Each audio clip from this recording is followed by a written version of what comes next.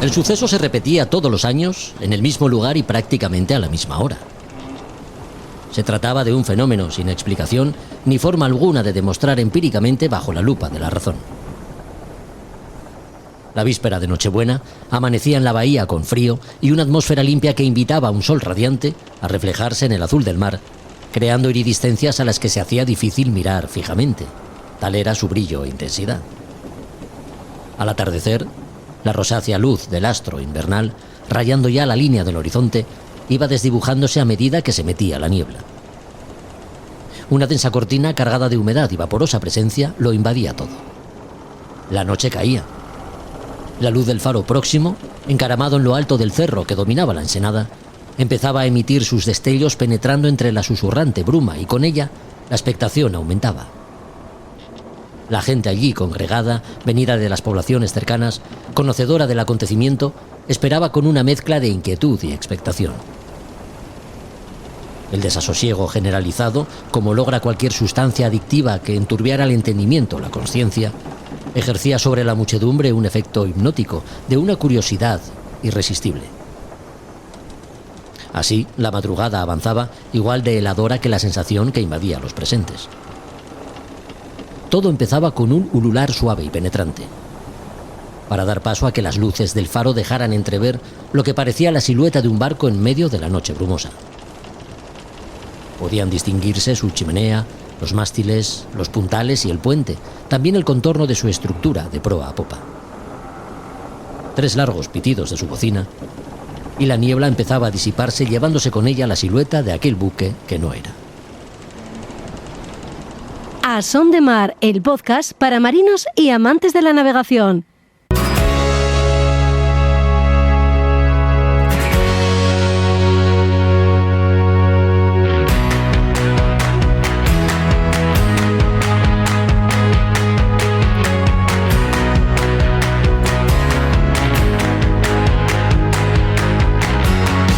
Hola a todos, ¿qué tal? Bienvenidos a otro podcast de A Son de Mar. En el capítulo de hoy el misterio es el protagonista, porque hablamos de barcos fantasma.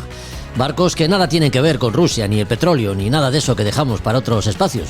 Los barcos fantasma a los que nos referimos son los que llenan las páginas de la historia de la navegación de enigmas y secretos a veces fundados en creencias irracionales y otras veces con base en realidades históricas, que conoceremos de la mano de Fermín Mayorga, investigador de fenómenos con base tangible, estudioso de pasajes históricos que la superchería popular ha ido modelando hasta convertirlos en leyendas.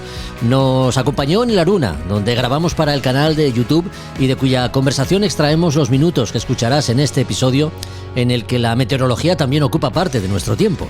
Javier Suárez, técnico en meteorología, hace seguimiento de la Mini Grove Race, la regata de vuelta al mundo en la que participa Pilar Pasanau.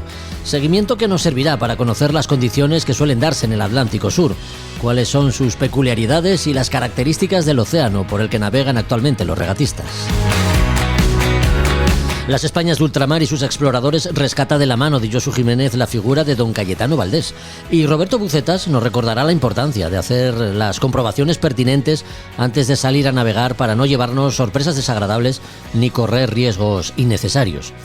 Visita nuestro canal de YouTube, A Son de Mar, el podcast. En él podrás escuchar la entrevista central de cada capítulo completa y con imágenes, además de la narración inicial de cada episodio con las recreaciones visuales hechas con inteligencia artificial por un experto, Fermín Illobre, creativo audiovisual especializado en diseño y 3D. No te dejarán indiferentes, te lo aseguro. Venga, va, comenzamos.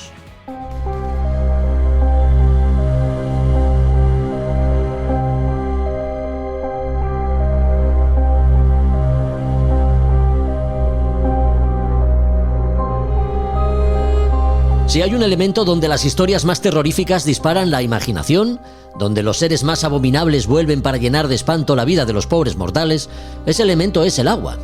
Bajo su superficie ocurren cosas, y sobre ella también, fenómenos naturales devastadores, desapariciones de embarcaciones y tripulaciones sin explicación, espectros que vagan por el ancho mar, barcos fantasma. Hoy hablamos de eso, de barcos fantasma, de mitos, leyendas e historias, todas ellas transmitidas de generación en generación con algún fundamento e intención. Lo hacemos con un experto en la materia, colaborador de programas de éxito como Cuarto Milenio. Tenemos el placer de contar con la presencia de Fermín Mayorga, escritor e investigador. Visitó la Luna para nuestro canal de YouTube, al que te invitamos para que lo visites y te suscribas. De la conversación mantenida con él hemos extractado los minutos que vienen a continuación. Pedimos, eso sí, disculpas por la calidad de mi audio. Algún botón pulsé que no debería haber hecho y bueno, pues el resultado es, francamente, el sonido es manifiestamente mejorable. Confío por ello en vuestra comprensión. Lo dicho, que hablamos de barcos fantasma con Fermín Mayorga y lo primero que quisimos saber fue el tiempo que lleva dedicado a la investigación de lo relacionado con el misterio. Pues más de 30 años. Más de 30 años allí donde se encuentran realmente todo este tipo de misterios documentados, ¿no? Y relacionados con la mar y con la tierra, por supuesto. En el Archivo Histórico Nacional, en Madrid, en la calle Serrano, 119, para aquellos que les interese el mundo de la documentación y de la historia, donde se encuentran, bueno, pues toda la documentación del Archivo General de India, inclusive también en Granada, pero sobre todo en Madrid, y sobre todo todos los legajos y todos los manuscritos que tienen que ver con el mundo de la Inquisición española, donde, como muchos oyentes sabrán, existió también una Inquisición del mar, donde, bueno, pues en Gijón, en Asturias, en todo el Cantábrico, en todo el Atlántico, etcétera, etcétera, pues la Inquisición tenía su feudo en un determinado barco para controlar precisamente a todos aquellos barcos que venían desde Francia o de otros países donde el luteranismo estaba potentemente insertado, ¿no? O sea que cuando estamos hablando de barcos fantasma, más que de fenómenos que nos conectan con el más allá, no estamos hablando, ¿no?, de hechos misteriosos, sino que simplemente responden a algún propósito. Algún propósito, pero también es cierto que nos vamos a encontrar en un momento determinado, bueno, pues con determinado barco fantasma, ¿no? Y bueno, esto equivale también a que, por ejemplo, esos barcos que hemos hablado de la Inquisición española son una parte oscura, ¿no? Y sobre todo muy, muy perturbadora de la historia marítima, porque durante la época de la Inquisición se utilizaron barcos para transportar sobre todo aquellos acusados de herejía y otros crímenes religiosos, ¿no?, hacia los tribunales inquisitoriales, donde a menudo enfrentaban esos juicios y esas sentencias. Y se sabe que los viajes en barco de los prisioneros, por ejemplo, de la Inquisición, bueno, pues eran peligrosos y a veces eran extremadamente, digamos, brutales los tratos dentro del barco para con ellos, y las condiciones a bordo pues solían ser, como hemos dicho al principio, inhumanas, con hacinamientos, con enfermedades, con ese maltrato común. Y claro, los prisioneros pues eran frecuentemente sometidos a esas torturas, ¿no?, durante el viaje que se hacían precisamente dentro de estos barcos inquisitoriales, y que de alguna manera, bueno, pues a veces debido a leyendas o debido a determinadas historias hacían que ciertos barcos fantasmas realmente tuviesen, ¿no?, su qué, y tuviesen su potencial en estos términos, ¿no? Por ejemplo, en Gijón, mismamente, en el año 1796 hay un proceso de fe de la Inquisición de Valladolid contra la resistencia del cónsul francés que se encontraba en ese momento en Gijón a que se practicase la visita, ¿no?, de la Inquisición a los barcos franceses en el puerto de Gijón. Bueno, esto venía derivado precisamente por esas connotaciones que hemos estado hablando de posibles libros prohibidos, ¿no? Pero amén de esa realidad, los barcos fantasmas metían el miedo en el cuerpo a muchísimas tripulaciones, porque no sabían lo que realmente se iban a encontrar si realmente se acercaban hasta estos barcos como tales, ¿no? Por eso este tipo de barcos son un tema fascinante que ha capturado siempre, bueno, pues la imaginación, ¿no?, de la gente durante siglos, y son parte de la rica tradición de las historias marítimas y de la mitología también, ¿no?, naval, que de alguna manera, bueno, pues se encuentra, ¿no?, en muchas culturas de todo el mundo. Y lo que me parece quizás un poco más interesante sobre los barcos fantasmas es esa combinación de misterio, de aventura y de tragedia que también rodea a estas historias, ¿no? Por lo que nos cuentas, no solo la relación con la mar a través de la navegación, consecuencia de las colonizaciones y el comercio, digamos que también el hecho religioso ha tenido mucho que ver en el origen y transmisión de historias de misterio en relación con los barcos y las gentes del mar, ¿no? No, totalmente. Yo creo que es la base de todo para entender todo esto, ¿no? Todo va en función de la cultura, de donde realmente estás insertado, ¿no?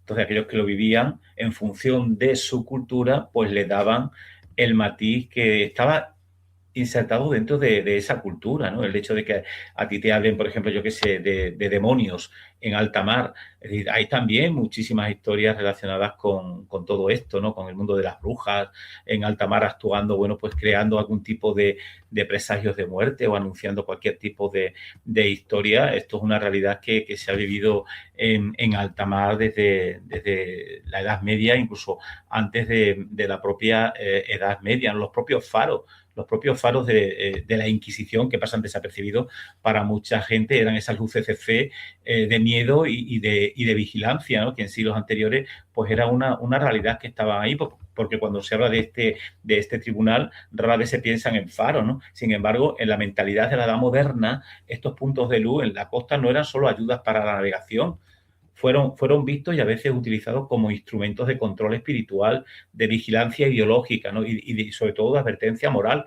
No existieron faros inquisitoriales oficiales con ese nombre, pero sí hubo faros, torres de fuego y luces costeras profundamente ligadas a ese imaginario y a esa acción y ese miedo promovidos por la Inquisición española, ¿no? Por ejemplo, hay historias, ¿no? Donde para la mentalidad inquisitorial la costa era una frontera peligrosa y por ella entraban, como hemos dicho al principio, esos libros prohibidos, desembarcaban extranjeros protestantes, llegaban ideas heréticas desde el norte de Europa y los faros y las torres costeras funcionaban como puntos de observación, lugares de aviso, símbolos del ojo que todo lo ve, ¿no? Y claro, desde ellos se vigilaban quién llegaba y qué ideas traía.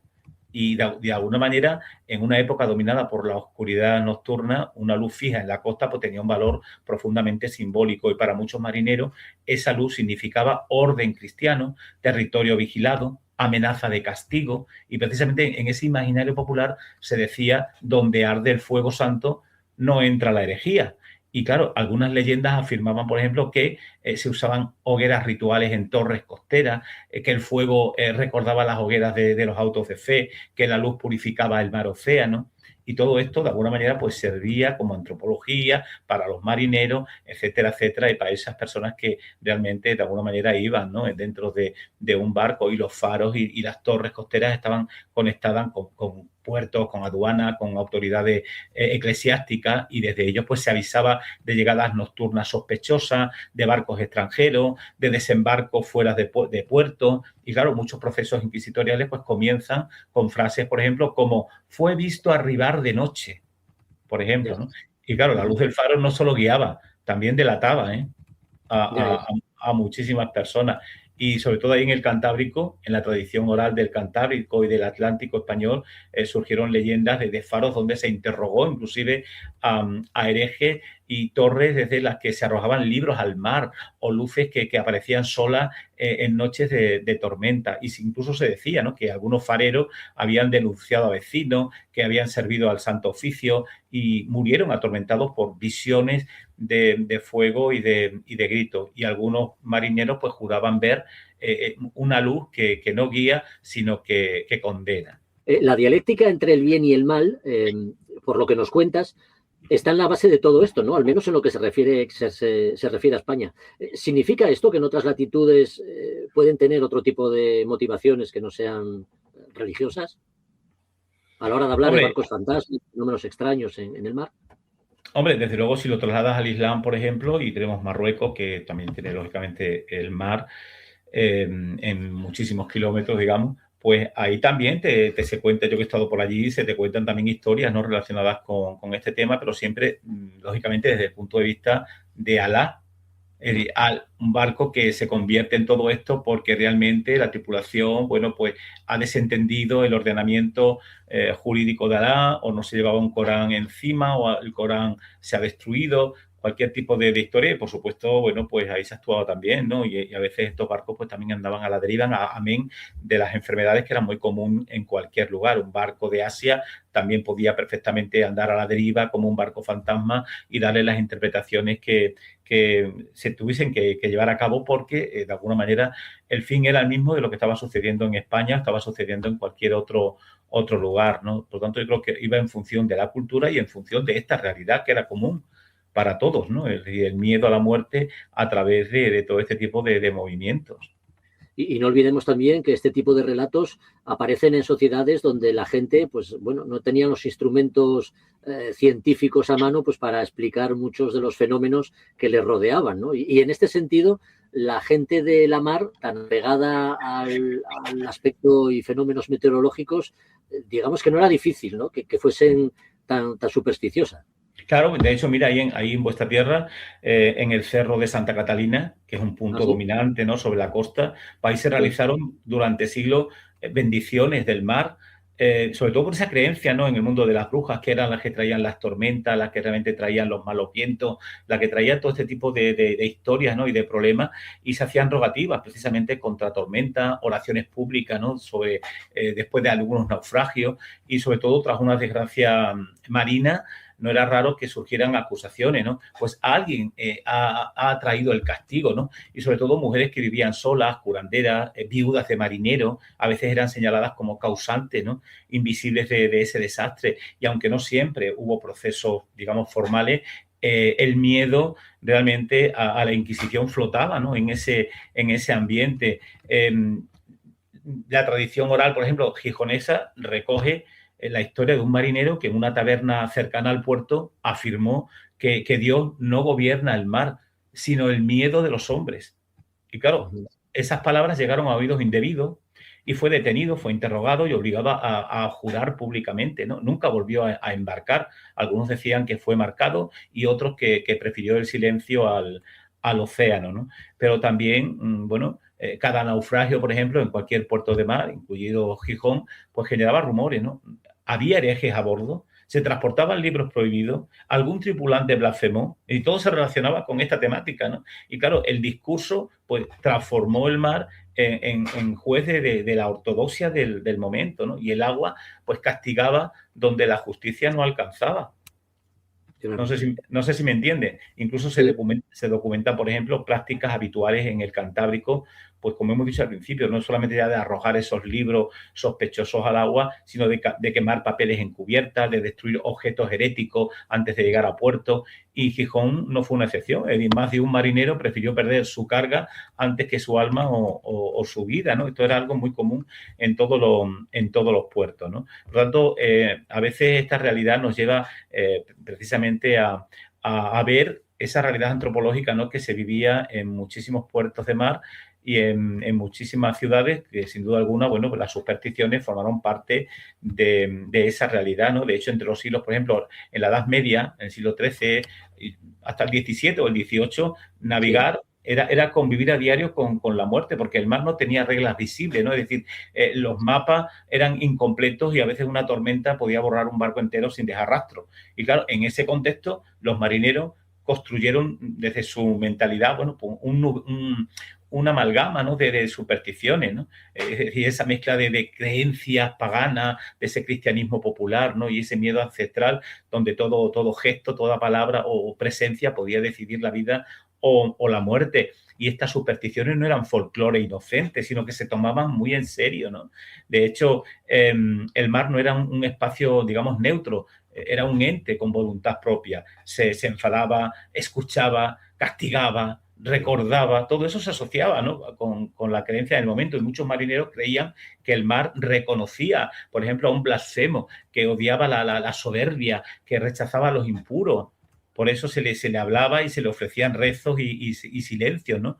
Y claro, había palabras prohibidas a bordo, palabras que no se podían decir, ¿no? Por ejemplo, la palabra naufragio, la palabra muerte, ahorcado, el nombre del diablo, tampoco se podía silbar, porque se creía que eso llamaba al viento malo. Y claro, quien rompía esta norma pues podía ser golpeado, podía ser aislado o arrojado a tierra en el siguiente puerto, ¿no? Y se crearon amuletos protectores precisamente para los barcos, ¿no? Porque todo marinero siempre tiene que llevar una protección, ya no solamente las cruces o medallas de santo, ¿no?, o dientes de animales o piedras benditas, sino que existía, ¿no? Y así se insertó en la mente de los marineros de la época, pues esas devociones a San Telmo, ¿no?, como ese protector contra las tormentas, a San Nicolás o la Virgen, ¿no?, en diferentes advocaciones marineras. La figura de proa, por ejemplo, es muy común, ¿no?, en los barcos que lleven determinadas. Claro, no eran decorativas, era el espíritu guardián de la nave. Sí, sí, sí. Y las que estamos contando ahora son, digamos, historias pretéritas, ¿no? Relacionadas con el comercio de las Américas, otras colonias y también la piratería. Pero más contemporáneas son las historias que se han ido contando también durante el franquismo, ¿no? Con origen en la guerra civil. Son historias, como quien dice, de antes de ayer también. También, y ha habido barcos fantasmas también durante esta época, ¿no? Durante el franquismo, porque sin duda alguna, bueno, fueron muchos los barcos que fueron destruidos en determinadas batallas o en determinados momentos, y esto ha hecho bueno, que realmente se contase, ¿no? A posteriori, historias relacionadas también, pues, con algún tipo de anomalía extraña dentro de esta historia, de este tiempo en concreto, ¿no? Pero bueno, hay cantidad de historias, ¿no? Porque cuando se habla de barcos fantasmas, por ejemplo, franquistas, con todo mi respeto, a aquella gente que amen y quieran a Franco, yo no tengo nada en contra de nadie, bueno, pues no se alude, ¿no? A naves espectrales en sentido literal, sino a barcos reales vinculados a la Guerra Civil Española y a la posguerra, que están rodeados, pues, de abandono, de desapariciones humanas, de viajes sin registro y, sobre todo, bueno, pues ese silencio, ¿no? Ese silencio impuesto que convirtió, bueno, muchos episodios en leyenda oscura. Y en ese contexto, bueno, pues el fantasma no es el barco, son las personas que faltan en este caso, ¿no? Y claro, durante y después de la guerra, allá, sobre todo entre el 36 y el 40, el mar fue utilizado como un lugar de desaparición de cuerpos, una vía de huida clandestina, un espacio para operaciones sin rastro. Y en puertos del Cantábrico, inclusive del Atlántico, pues se documenta detenciones nocturnas, embarques forzados, lanchas que salían y no constataban en registro. Muchos pescadores afirmaron ver barcos regresar vacíos o derivar sin tripulación, especialmente tras noches de niebla, ¿no? Y claro, esto nos hace pensar un poco también en lo que se vivió en Argentina, ¿no? Aquellos barcos y aquellos aviones que lanzaban los cuerpos atados de personas, ¿no? Con cemento en los pies, que los lanzaban al mar para hacerlos desaparecer, porque el mejor sitio para hacer desaparecer un cuerpo es el mar, sin duda alguna. Y claro, también existía, ¿no? Tras la victoria de Francisco Franco, pues numerosas naves que fueron incautadas, reutilizadas por la Marina o por Falange, que fueron luego rebautizadas o simplemente borradas del registro como tal, ¿no? Y algunos barcos, bueno, pues zarparon con tripulación republicana detenida, nunca llegaron oficialmente a destino, reaparecieron años después con otro nombre y, claro, para la familia esos barcos pues se convirtieron en fantasmas legales de alguna manera, ¿no? Y en la tradición oral de la costa norte se repite, ¿no? Se repite un relato inquietante. Por ejemplo, un barco pesquero sale requisado por las autoridades, a bordo suben varios hombres detenidos, el barco regresa días después solo. Es una versión oficial que habla, pues, de traslado, de interrogatorio, de cambios de puerto, ¿no? Pero nadie volvió a ver a aquellos hombres. El mar cerró de alguna manera ese expediente, ¿no? Y claro, ahí existían también miles de personas que intentaron huir por mar hacia Francia, hacia el norte de África, hacia América. Y claro, algunas embarcaciones pues fueron interceptadas, abandonadas tras motines, halladas a la deriva. Y cuando un barco aparecía vacío, pues la explicación oficial era mínima. Y el rumor hacia el resto, ¿no? Es decir, así nacieron los barcos fantasmas del exilio, de alguna manera, ¿no? Y durante décadas, pues preguntar por ciertos barcos era peligroso y los marineros aprendieron a callar. Y se decía, ese barco no existió o zarpó, pero no volvió. Mejor no saberlo. Se convertía en barco fantasma, claro. Claro, mejor no saberlo, ¿no? Es decir, ese silencio colectivo, de alguna manera, convirtió esos hechos reales en mitología negra. Sí, sí. ¿Sabes? Oye, y todo este tipo de historias que forman parte del acervo cultural de las diferentes culturas, civilizaciones, naciones, hay otras más fantásticas como una de las más conocidas, ¿no? La del holandés errante, que parecen responder a la pura invención. Esto también lo hay, claro. Claro, por supuesto. Es que el holandés errante realmente no deja de ser algo realmente ficticio. No existe realmente una documentación que te hable de ello. Pero bueno, cabe como un barco fantasma que se ha transmitido, ¿no?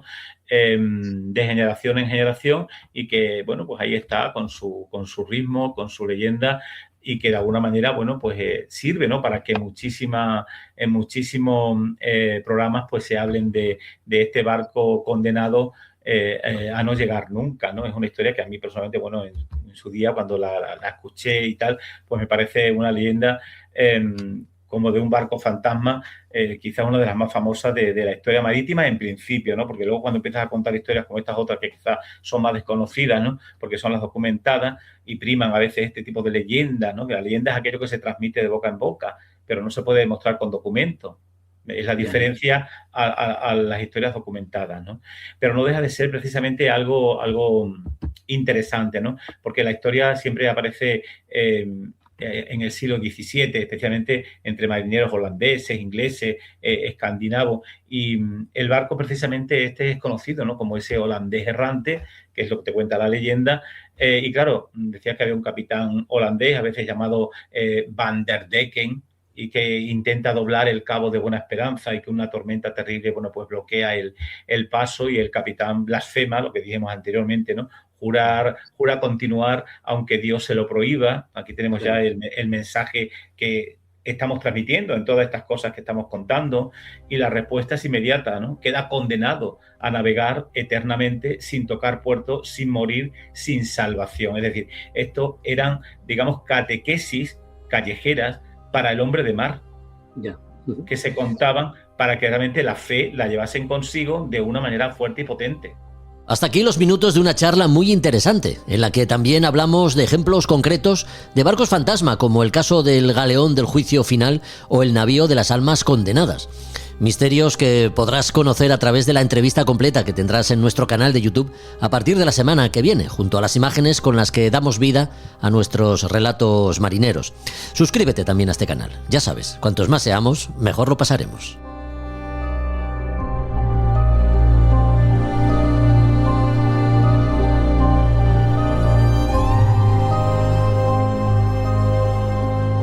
A Son de Mar, el podcast de Jorge Uría.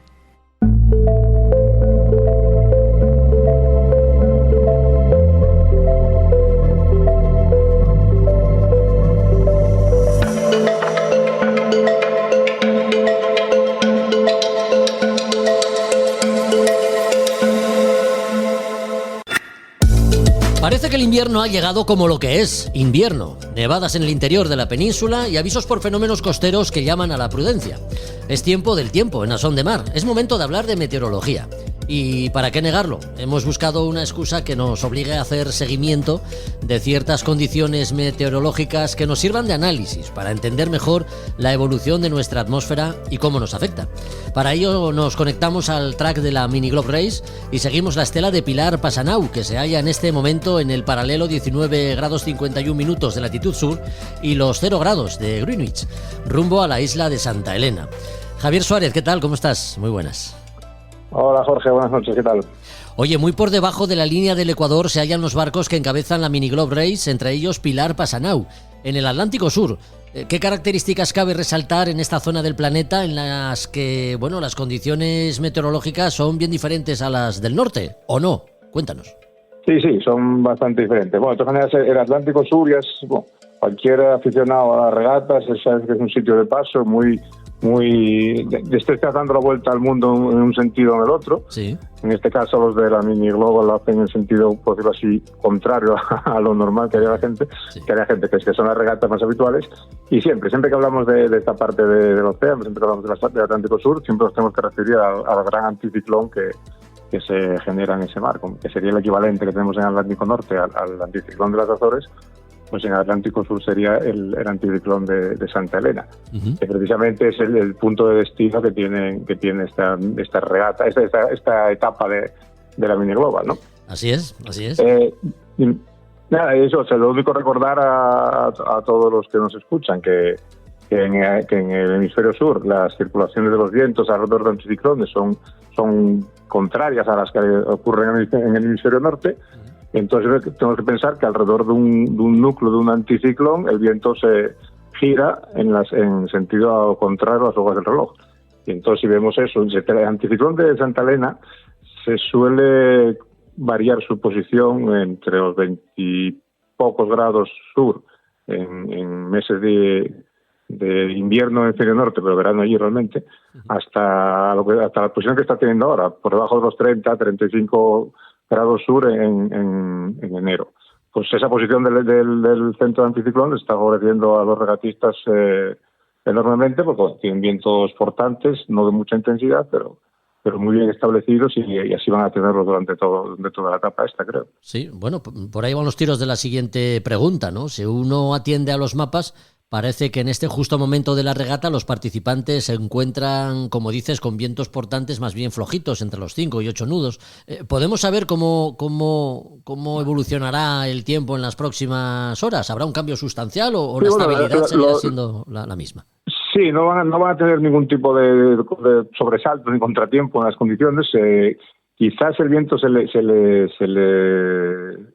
aumente un poquito debido a que bueno, el centro de anticiclón, antes cuando salieron de Ciudad del Cabo al principio de la etapa tenían una borrasca muy pegada, muy cerca de Ciudad del Cabo, y entonces impedía que el anticiclón se ocupase toda la parte sur del océano. Pero ahora con el tiempo y sobre todo a partir de viernes, sábado, todo el sur del Atlántico, de esa parte del océano, va a estar ocupada por las altas presiones. Y entonces ¿qué ocurre? Que estas altas presiones, las isobaras, a medida que se acercan al continente africano, al sur del continente africano, se van contrayendo, lo que eso origina, más viento. Y entonces puede ser que les aumente un poquito. Bueno, ellos se están alejando de la costa africana, obviamente, está yendo rumbo hasta Santa Elena.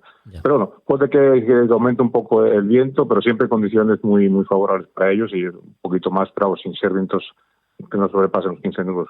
Ya. Se prevé más o menos. En el Atlántico Sur, riesgo de huracanes o fenómenos radicales no parece que haya, ¿no? Al menos a priori. ¿Qué hace falta para que esto pueda ocurrir? Bueno, ya hablamos en su día en algún podcast de cómo se originaban los huracanes en el Atlántico Norte y hablábamos siempre de como si fueran 4 ingredientes principales que se tenían que dar para que se formara un huracán. El primero, uno de ellos sería pues que tiene que haber en altura tiene que haber cierta cizalladura del viento, cierta cizalladura, pero no demasiada. ¿Y qué ocurre? Que aquí en el Atlántico Sur, por las condiciones que hablamos ya también en alguna ocasión, que tiene mucha menos masa continental, en todos los vientos corren con más fuerza durante más distancias, entonces existe mucha cizalladura vertical. ¿Qué es la cizalladura? Que existe mucha variación entre la intensidad del viento a medida que nos elevamos en la atmósfera. Entonces eso no favorece, inhibe la formación de huracanes. Otro factor, otro ingrediente que tenía la formación de huracanes cuando hablamos de los huracanes del Atlántico Norte era la temperatura del mar. Sí. Y en el Atlántico Sur la temperatura es mucho más fría, el océano es mucho más frío que en el Atlántico Norte. No tenemos las corrientes del Golfo, no tenemos un montón de cosas. Además tenemos corrientes muy frías que nos vienen de latitudes muy australes, con lo cual tampoco tendríamos ese componente de temperatura elevada del mar.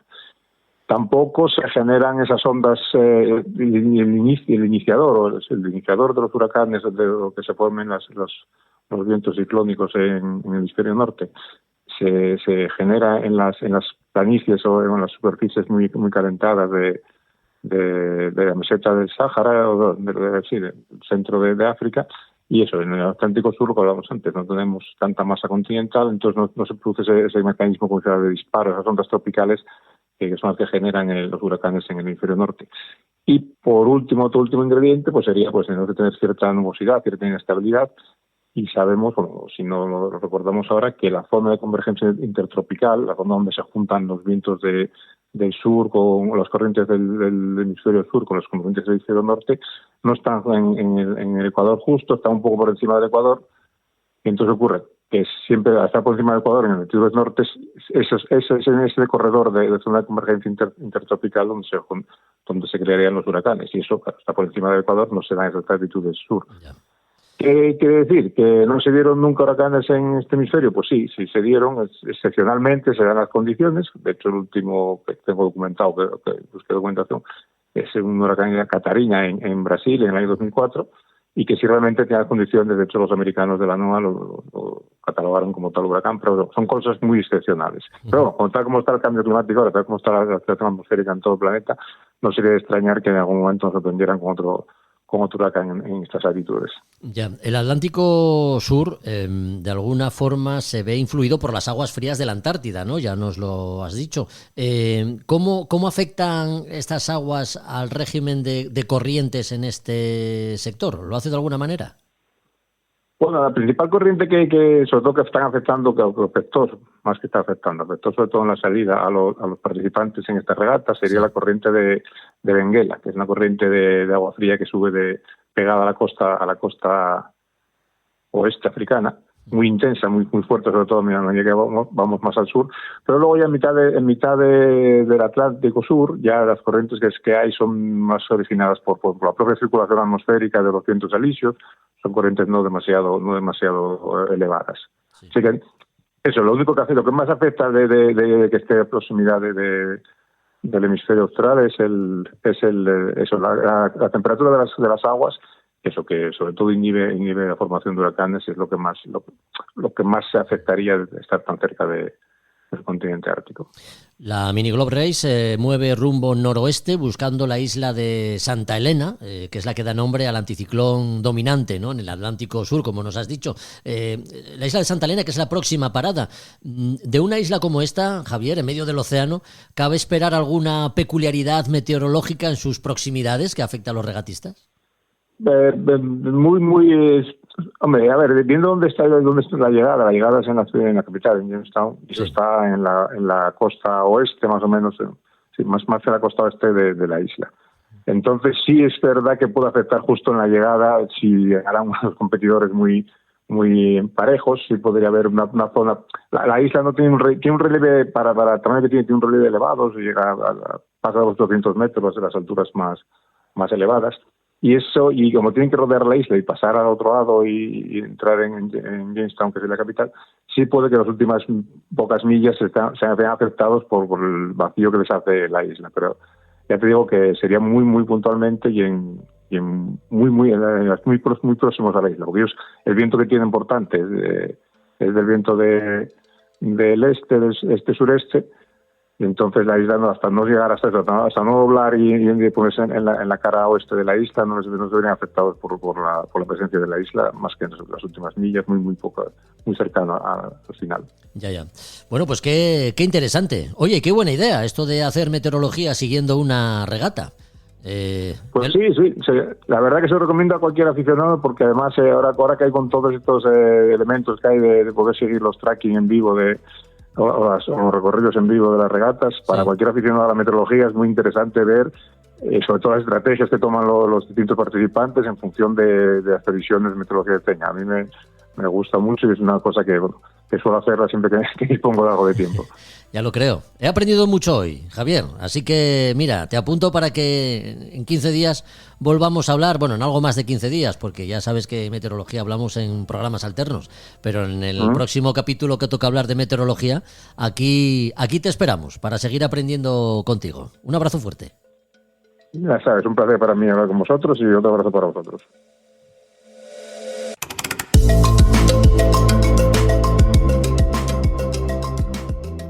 A Son de Mar, la náutica en un podcast.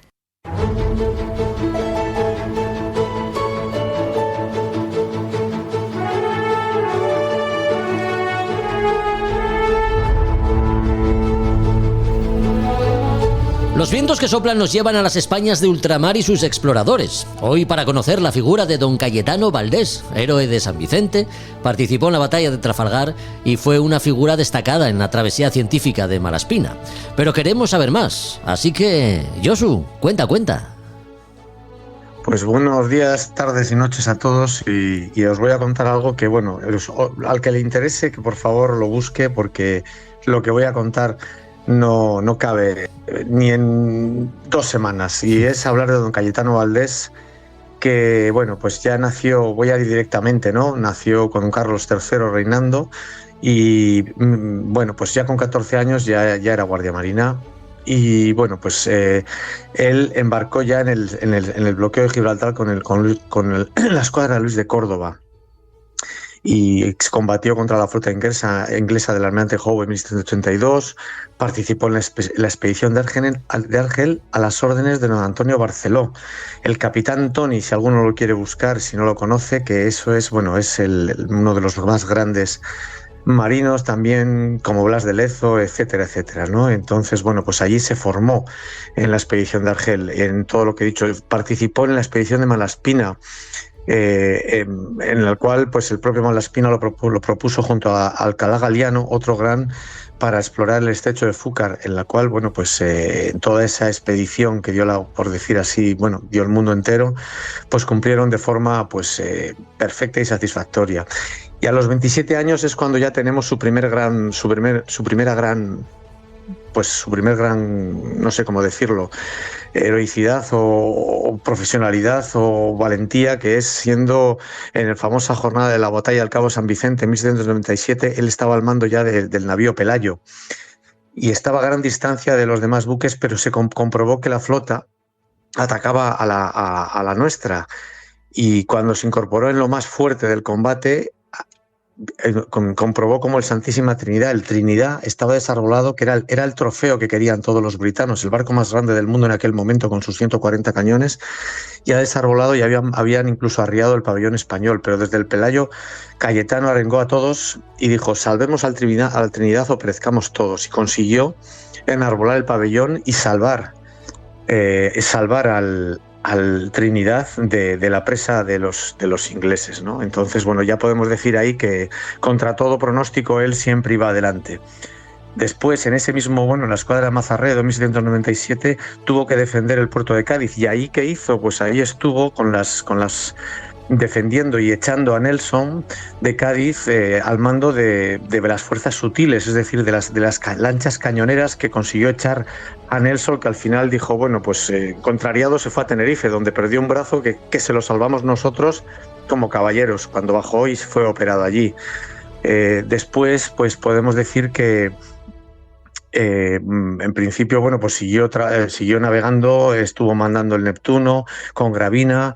Y vamos a pasar, si queréis, ya un poco, ¿no?, a la famosa batalla de Trafalgar. En 1805 él salió de Ferrol y se unió a la flota combinada franco-española, ¿no?, al mando de Villeneuve y Gravina, más bien de Villeneuve. Gravina ahí estaba un poco de segundo. Y en esa batalla que estaba el Bucentaure francés, donde estaba Villeneuve, y el Trinidad, que estaba al lado, machacaos, pues allí fue Valdés, con un valor, como decían los informes, y de nuevo insuperable, sin abandonar la pelea a pesar de estar herido gravemente, acudió en auxilio de esos dos barcos y bueno, pues pudo por lo menos, a pesar de todo, pues sacarles un poco el orgullo frente a todos los britanos que estaban allí. Allí ascendió a jefe de escuadra, desempeñó el mando y en esa época, que todo el mundo sabe, 1805, 1808 es cuando los franceses, Napoleón quería entrar a invadir España con la excusa de Portugal, y su escuadra, el cual era el jefe de escuadra, estaba en Cartagena y le habían mandado pasar a Toulon, pues eso, no toda su flota. Él receló, ya estaba viendo lo que eran los franceses, bueno, igual que los britanos, y entonces, con un pretexto de mal tiempo, llevó la flota a Baleares, y así, pues ese tiempo que ganó, tuvo noticia del alzamiento de la guerra de independencia, y entonces impidió que la flota fuera acogida por los franceses. Ahí en la guerra de independencia pasó a tierra, estuvo en batalla, fue herido por balas de fusil, es decir, estuvo en tierra en la batalla de Espinosa. En 1809 ascendió a teniente general y defendió la isla de Cádiz, la isla de León, que se llamaba en ese momento, al mando de otra vez de cañoneras, fuerzas sutiles, y machacando a los franceses en todos los caños y manteniendo a raya todas las fuerzas pues napoleónicas. Pero, bueno, bien, él era un hombre liberal, estaba la Constitución del 12, y a la vuelta de Fernando VII, pues eso le supuso, por mantener sus principios, pero además sus principios con la lealtad al pueblo, supuso que le confinaran en un castillo en Alicante. Por más que tal, no hubo manera de liberarlo. En 1820 vino que era el trienio constitucional, volvió otra vez la ¿cómo se llama? La Constitución de Cádiz a ser vigente, y entonces él, bueno, pues entonces volvió a ser el gobernador de Cádiz y defendió, para defender un poco, pues eso, ¿no? Lo que es el tribunal constitucional. ¿Qué pasó? Bueno, pues que el señor Felipe, nuestro Borbón Felón, ese Borbón, como no sé si hay alguno mejor o peor, pero son Borbones, pues vinieron los 100.000 hijos de San Luis, invadieron España otra vez y llevaron al rey Felón, a Fernando VII, a Cádiz. Allí estaba él defendiéndolo, y el duque de Angulema, que era el que mandaba a los 100.000 hijos de San Luis, llegó hasta allí. Y allí hubo el segundo sitio de Cádiz que poca gente conoce. Y allí lo defendió hasta que, bueno, pues la cosa pasó, que era imposible mantener ese sitio cuando todo el país había caído, y entonces, bueno, pues decidió rendir la ciudad y entregar al rey. El rey dijo que sí, que iba a defender, iba a proteger y no iba a castigar a los grandes como personajes como nuestro Cayetano, pero en el momento en que ya estaba fuera, porque lo llevó Cayetano en una falúa, pues ya lo quería ahorcar. Y él dijo, pues me ahorquen por cumplir mis principios y por el pueblo que defiendo. En este caso, Angulema, el duque, que sí que era una persona y un caballero, ¿no? Como nuestro rey Felón, pues pidió moderación. El rey hizo oídos sordos, y lo que hizo entonces fue, pues el duque de Angulema, con una estratagema, lo que hizo fue dijo que arrestaba a nuestro Cayetano, lo metió en un barco con pabellón francés y lo llevó a Gibraltar para salvarle la vida. De esta forma, pues, se trasladó a Londres, y ahí estuvo 10 años hasta que murió el rey Felón. Y una vez muerto, pues se hizo una amnistía por parte de la hija de Fernando VII, que estaba en bastante problemas porque tenía la guerra carlista que se le echaba encima y necesitaba tener apoyos. Recuperó sus rangos, se le reconoció capitán general y bueno, pues fue nombrado prócer del reino, pero por todo lo padecido y el desagradecimiento que da, pues este país a nuestra gente, pues murió el 6 de febrero de 1835. Y pues esta es la historia muy resumida, muy rápida y de una manera pues un poco atropellada de este gran hombre que, bueno, de espíritu e ideas liberales, patriota a ultranza, como dice lo que podáis leer, y uno de los marinos más distinguidos de la última parte del siglo XVII. Y bueno, pues es un poco la historia. Sí, un gran hombre, desde luego. Conoció a don Antonio Barceló, con él navegó. Junto a Alcalá Galiano participó en la misión científica Malaspina. También estuvo en la Guerra de Independencia y en Trafalgar. Fue uno de nuestros grandes marinos. Y por eso lo hemos tenido con nosotros, de la mano de Josu Jiménez, en las Españas de ultramar y sus exploradores. A Josu Jiménez le esperamos en un próximo episodio en el que sigamos rescatando a nuestras figuras de relumbrón. Así que, Josu, aquí te esperamos. Pues aquí estaremos a ver si lo podemos contar. Un abrazo fuerte, cuídate. Venga, muchas gracias a todos. A Son de Mar, el podcast para marinos y amantes de la navegación.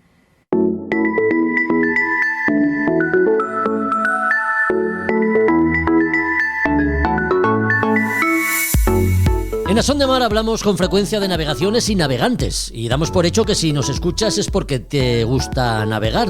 Pero ¿qué es lo que hay que tener en cuenta cuando soltamos amarras? Siempre conviene revisar equipos y el estado del barco, incluso cuando lo que vamos a hacer es un paseo corto por la bahía, o acercarnos a la playa de al lado, o ir a comer al pueblecito que tenemos a un par de horas de navegación. ¿Qué hay que comprobar cuando vamos a hacer una navegación corta y sin demasiadas pretensiones? Es lo que vamos a hablar a continuación con Roberto Bucetas, que ya tenemos al teléfono. ¿Qué tal, Roberto? ¿Cómo estás? Muy buenas. ¿Qué tal, Jorge? Feliz año. Igualmente. Hemos entrado bien en el año, esperemos que lo terminemos con igual fortuna. Oye, lo decimos muchas veces, un barco es algo más que un objeto. No me atrevería a decir que es un organismo vivo, pero casi, ¿no? En él son muchos los elementos que forman ese conjunto de cosas que llamamos, pues eso, el barco que nos permite navegar. ¿Se puede hablar de elementos indispensables, de esos que debemos mantener en buen estado sí o sí, sin excusas? Sí, por supuesto. No es lo mismo quedarse tirado con el coche en la carretera que quedarse con un problema en un barco entrando en un puerto un poco complicado, ¿no? Hay que tener presente muchas cosas, hay que hacer lo que se denomina los checklists. Incluso Salvamento Marítimo tiene publicadas una especie de pegatinas con las cosas a comprobaciones, la lista de comprobaciones básicas que tenemos que tener en cuenta antes de hacernos a la mar, sea para una travesía corta o sea para una travesía un poco más larga. Los problemas que nos podemos encontrar es a una milla del puerto, podemos encontrar un problema igual que a 20 o 30 o 20-30 millas de puerto, ¿no? A veces las soluciones son más o menos fáciles de solventar, pero bueno, depende de lo que nos pase. Y también podemos decir que no es lo mismo que sea para nuestro propio barco y nuestro barco seamos de las personas que salimos, salimos habitualmente a la mar, estamos saliendo todos los días a la mar.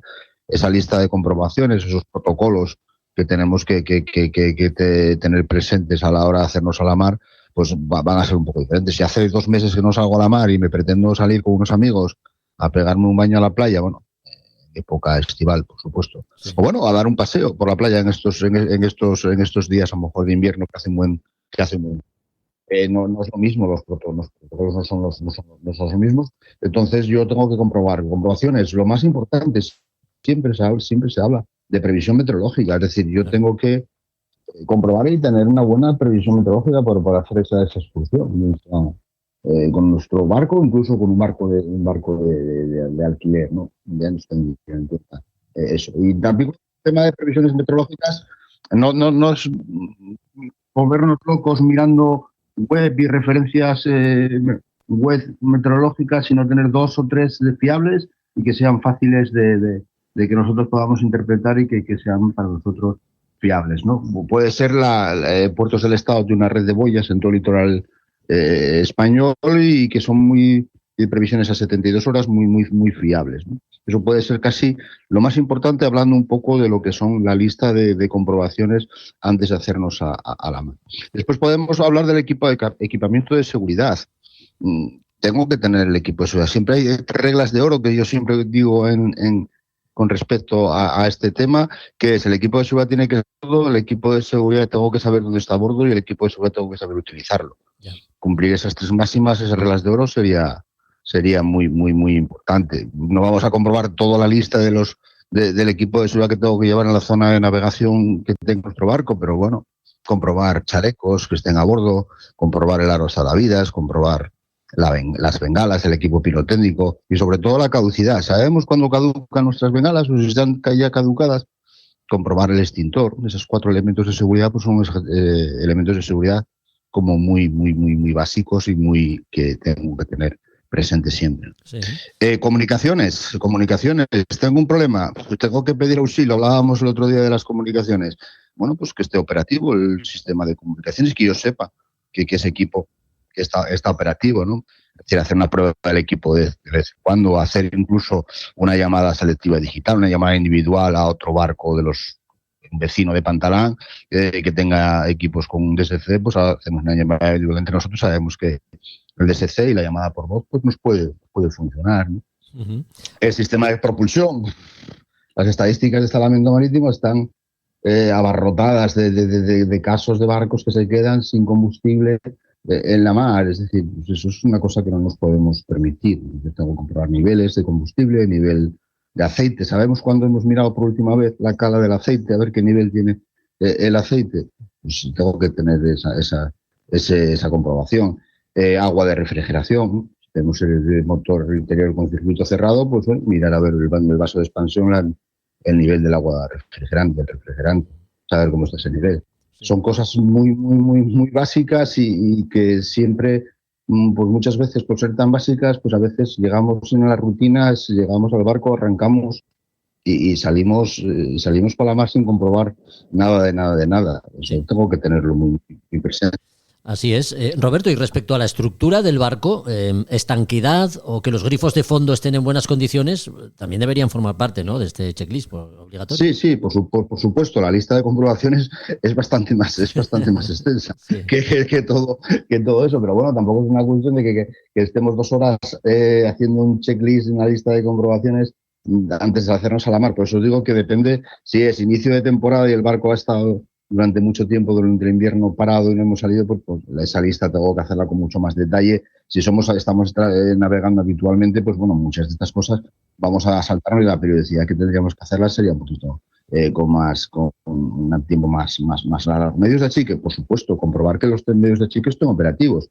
Tan sencillo muchas veces como agarrar en el cuadro de interruptores, en el cuadro del barco, pues oye, darle la bomba de achique, ver que suena la bomba de achique, o echar un poco de agua en la sentina y achicar un poco ese agua con los medios de achique, con los medios de achique del propio barco, para ver si un poco el automático de la bomba si salta o no salta. Muchas veces a lo mejor puede la parte eléctrica funcionar el motor y a lo mejor no funcionan los medios de achique. Mirar la sentina de vez en cuando, tanto la del motor, abrir un poco el guardacalor del motor, mirar un poco el motor si no tiene ningún tipo de fuga, no había un motor por un sitio, y mirar también la sentina general del barco que esté seca, que no tenga agua. Es decir, el barco tiene que estar seco, siempre lo hemos dicho muchas veces, ¿no? También dentro de esa lista de comprobaciones, sistema de gobierno de emergencia. Todos los barcos deben tener un sistema de gobierno de emergencia. Pues en el caso de que nos falle cualquiera de los elementos del sistema de gobierno de nuestro barco, ¿qué haríamos nosotros? Pensarlo, ponernos en esa situación. En la dirección con hidráulica, pues rompe un latiguillo de aceite de la dirección. ¿Qué hago? ¿Tengo una caña de emergencia para poner directamente sobre el timón, sobre la mecha del timón? ¿No la tengo? ¿O qué es la solución que voy a hacer? A lo mejor tengo un motor fuera de borde auxiliar, si es un barco, una lancha con motor interior, pues a lo mejor con ese motor auxiliar me va a servir para gobernar el barco sin falta sin un sistema de gobierno del propio barco. Bueno, tenerlo presente, haberlo pensado alguna vez y saber cómo tendríamos que actuar nosotros en esa circunstancia. ¿Vamos a navegar de noche? Pues bueno, comprobación y chequeo de todo el tema de luces de navegación. A veces llevamos mucho tiempo sin navegar de noche, un día vamos a hacer una excursión de noche, va a haber el ocaso, cualquier cosa, y tengo que comprobar que esté bien. Dentro del sistema de propulsión, otro tema importante que alguna vez hemos tocado es el tema de baterías. Comprobar el estado de las baterías. Una vez al mes echar un vistazo a las baterías no está de más. Tener un pequeño kit de un tupper con las 4 cosas necesarias para el tema de baterías, que puede ser un tester, un voltímetro para mirar la tensión de las baterías, pues tener un poco los de las baterías, los bornes, los interruptores, todo ese tema de baterías, y bueno, pues, baterías convencionales y por el nivel del agua del electrolito, pues lo miramos también, ¿no? Es decir, cosas pequeñas cosas que siempre pues debemos hacer en nuestro barco, porque bueno, la seguridad del barco es nuestra propia seguridad, ¿no? Sí, estamos hablando de navegaciones sin demasiadas pretensiones, pero si queremos hacer una travesía costera de varias horas, por ejemplo, comunicar nuestras intenciones y el plan de navegación también es recomendable. Bueno, siempre es interesante dejar en algún sitio lo que vamos a hacer, no sé, en el propio puerto, los marineros del propio puerto, bueno, a la familia en casa, decir, oye, me decido de salir, vamos a salir a hacer una excursión, una pequeña travesía, vamos a ir a comer a tal puerto y vamos a volver a las 8 de la tarde. Pues que eso lo sepa más gente, para que, bueno, en el caso de que pase cualquier problema, pues alguien pueda dar la voz de alerta, ¿no? Para ese barco. Cuanto más rápido se dé la señal de que hay un problema, pues más rápido va a ser y más eficaz va a ser la respuesta de los medios de salvamento. Y se podía también, sobre las torres de salvamento, pues se avisaba lo que sea un reporte de salida, indicando lo que vamos a hacer, el nombre del barco, identificar el barco, por supuesto, la travesía que se va a hacer, la zona de navegación que se va a hacer, el número de tripulantes que van a bordo y la hora estimada de llegada. Y lo que se hacía en Salvamento Marítimo era, pues anotaba esa salida, ese reporte de salida de ese barco, y estaba pendiente de que a la hora de llegada se diera el reporte de llegada, porque si no saltaba el aviso de una alerta, una alarma. Ya, respecto a esto, hablas en pasado. ¿Ya no es obligatorio este protocolo con las torres de salvamento? No, obligatorio no fue nunca. Los barcos de recreo no tienen obligación de reportar su salida a nadie.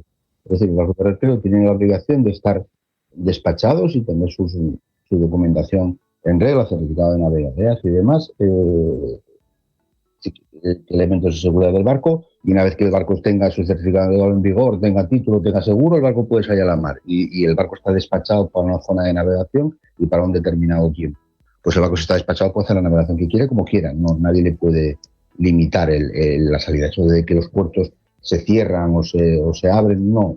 Eso va al criterio de lo que es la tripulación del patrón del barco. Bueno, pues navegar es eso, ¿no? Transitar por un medio que en ocasiones puede volverse hostil, incluso cuando lo hacemos sin demasiadas pretensiones ni ganas de complicarnos la vida, pero la navegación sí puede complicarse por un cambio repentino en las condiciones meteorológicas, una avería de motor, muy próximos a un acantilado, por ejemplo, ¿no? Un día de poco viento y mar de fondo, en fin, que pueden pasar cosas inesperadas. Por eso es importante tenerlo todo comprobado y revisado. De eso hemos hablado estos minutos con Roberto Bucetas, a quien agradecemos, vaya, que no me salen las palabras hoy, hombre, a quien agradecemos que nos haya acompañado estos minutos y esperamos en el próximo capítulo. Roberto, hasta entonces. Gracias, un abrazo. Pues hasta aquí otro episodio de A Son de Mar, en el arranque de un nuevo año que deseamos sea próspero. Promete experiencias fuertes, esperando que no se nos vaya de la mano y podamos dedicarlo a navegarlo el tiempo de que dispongamos. Volvemos en 15 días, con más noticias y relatos de mar contados por sus protagonistas. Recuerda que puedes seguirnos por Facebook e Instagram, en la web www.podcastasondemar.com y ahora también en nuestro recién estrenado canal de YouTube.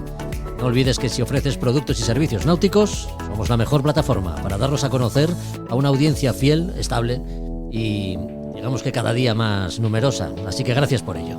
Hasta el próximo capítulo. Adiós.